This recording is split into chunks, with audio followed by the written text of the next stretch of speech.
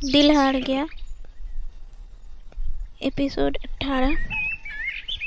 आज के बाद अगर तुम अपनी वाहियात दोस्तों के साथ नजर आई तो जान ले लूँगा तुम्हारी, समझी। एक हाथ उसके कमर में डाले, दूसरे हाथ से उसका मुंह दबोचे सख्त लहजे में बोला था, मेरी मर्जी मेरी दोस्त, तो आप कौन होते हैं बोलने वाले। वह उसकी पकड़ से आज़ाद होने की अपनी सी कोशिश करती बोली, मेरी जो मर्जी होगी वो मैं करूँगा, मेरी जो मर्जी होगी वो मैं करूँगी। आप होते कौन हैं मुझ पर पाबंदियाँ लगाने वाले। वो सिसकियों के बीच बोली, बहुत जल्द पता लग जाएगा कौन हूँ मैं। वो आफिया की बहस से आजिज़ आता बोला, छोड़े मुझे जाना है। वो शाहजमान को धक्का देती बोली, बस एक बार निकल जाऊँ मैं यहाँ से, आपकी शिकायत करूँगी। वो गुस्से से बोली, किससे करोगी शिकायत।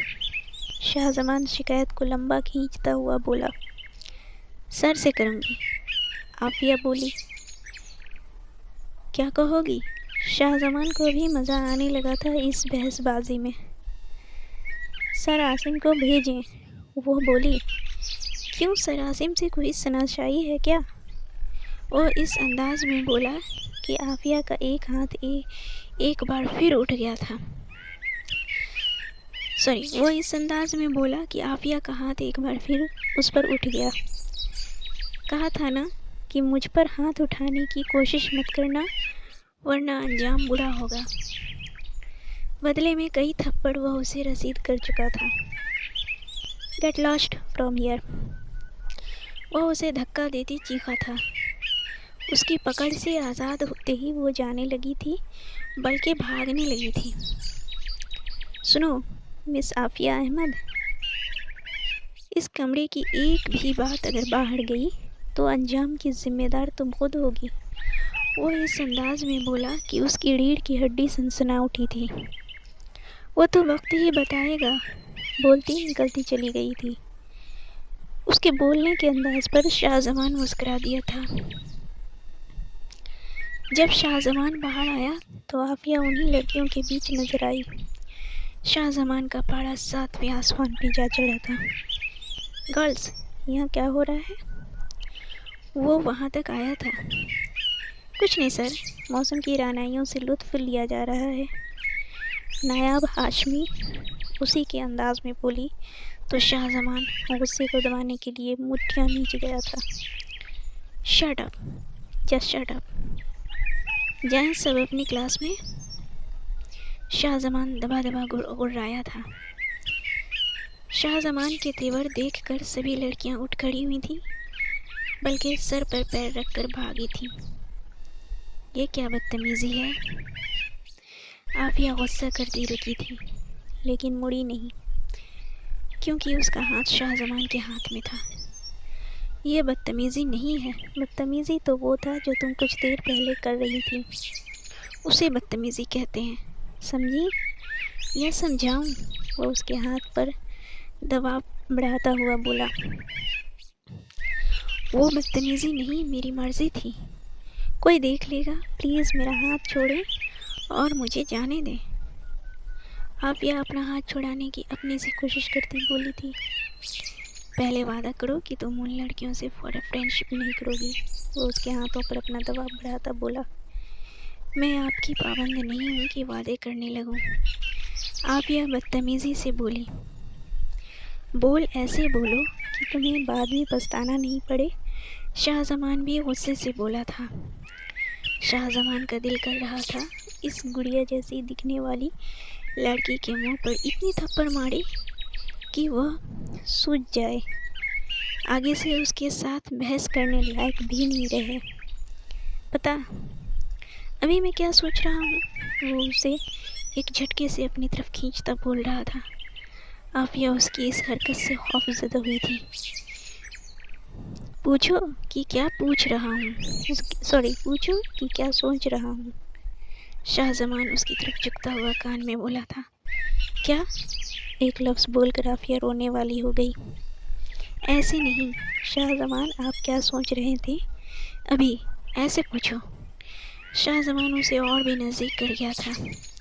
ये तो शुक्र था कि यहाँ पर कोई नहीं था। मतलब शाहज़मान उसे घसीटते हुए ऐसी जगह ले आया था जहाँ पर स्टूडेंट्स की चहल पहल न के बराबर थी, और फिलहाल आधे घंटे से कोई भी यहाँ से गुजरा नहीं था।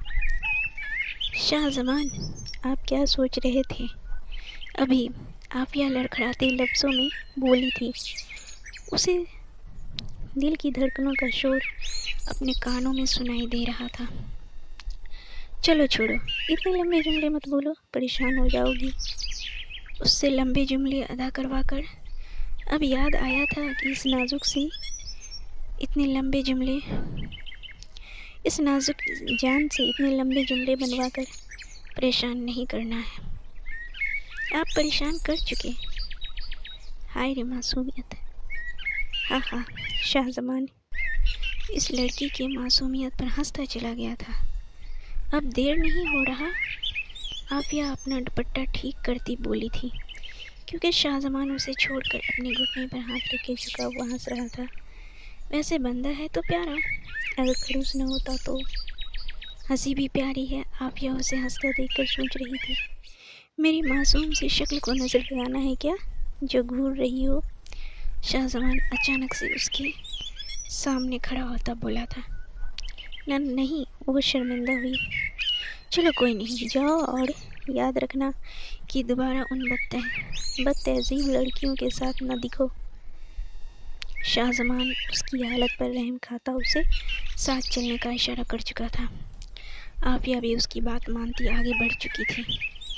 सिगरेट का कश लेते न जाने कितना वक्त बीत गया था, उसे खुद भी पता न था। हानि की बनाई हुई कॉफ़ी भी ठंडी पड़ चुकी थी। वो तो बस सिगरेट के मरगोलों के बीच हानि को देखे जा रहा था। उसका ये ख्याल तो तब टूटा जब हानि को खांसने का दौरा पड़ा था। क्या हुआ? एराज एस्ट्रे में सिगरेट बुझाता हानि तक आया था।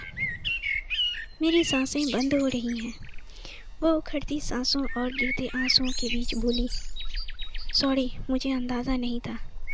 सॉरी, कहता वो खिड़कियों के पर्दे समेट चुका था। बाहर की ताज़ा हवा जब बाहर आई तो हानि को थोड़ा रिलैक्स फील हुआ था। एक काम करो, तुम अपने कमरे में जाओ और आराम करो, शायद वहाँ आराम फील हो। एहराज उसकी हालत पर रहम खाता बोला था। अभी भी उसे सांसें नहीं आ रही थी। खैर, आओ मेरे साथ, थोड़ा रिलैक्स होगी। वह उसे लिए खिड़की की तरफ आया था। हवा का एक झोंका उन दोनों के फेस से टकराया था और ये दोनों को ही बेहतर फील हुआ था। हानि आगे झुककर दीवार का सहारा लिए खड़ी हो गई थी। मुझे नहीं पता था कि ये सारे नखरे मेरे पास आने की थी। एक बार फिर वह उसे सुलझा गया था। आपसे कुछ भी अच्छे की उम्मीद ही नहीं की जा सकती। हानि गुस्से से बोलती बाहर निकल गई और वो हानि की इस बहादुरी पर मुस्कुरा कर रह गया। वह उसके जाने के बाद एक बार फिर से सोफे पर बैठ गया और ख्यालों में खो गया। कुछ भी हो, वो उसकी दुनिया थी। प्यार भी तो वो बहुत करता था। बीजान, आपने बुलाया? उसने अंदर दाखिल होते कहा। बीजान, जो तस्बीह पर कुछ पढ़ रही थी, मुस्कुराई। जी मेरी गुड़िया, आपको बुलाया है, लेकिन पिछले 2 घंटे से आपका इंतज़ार कर रही हूँ। उन्होंने शाइस्तगी से कहते उसके सर पर हाथ रखते उसे साथ बिठाया। एक बात पूछनी थी, सच बताना। बीजान उसे पुचकारते हुए पूछ रही थी। जी पूछें, लेकिन एक वादा करें। छोटी आनी अपनी पोनीटेल इधर उधर हिलाते पूछ रही थी। कैसा वादा? बीजान ने पूछा। अगर मैं सच बोलूँगी तो आप मुझे गोलगप्पे खाने की इजाज़त देंगी? ये वादा करें, हानि मासूमियत से बोली। तो बीजान को हंसी आ गई। तो फ्रेंड्स, आज के लिए बस इतना ही। फ्रेंड्स, उम्मीद है ईपी अच्छी लगी होगी, तो प्लीज़ लाइक शेयर कमेंट्स करें और इसे करें। इससे लगेगा कि हमारे व्यूअर्स हमारे साथ हैं। जो लोग न्यू हैं वो प्लीज़ चैनल को सब्सक्राइब करके बेल आइकॉन ज़रूर दबाएं, ताकि हमारी आने वाली नेक्स्ट ईपी आपको पहले मिल सके। Thanks for watching.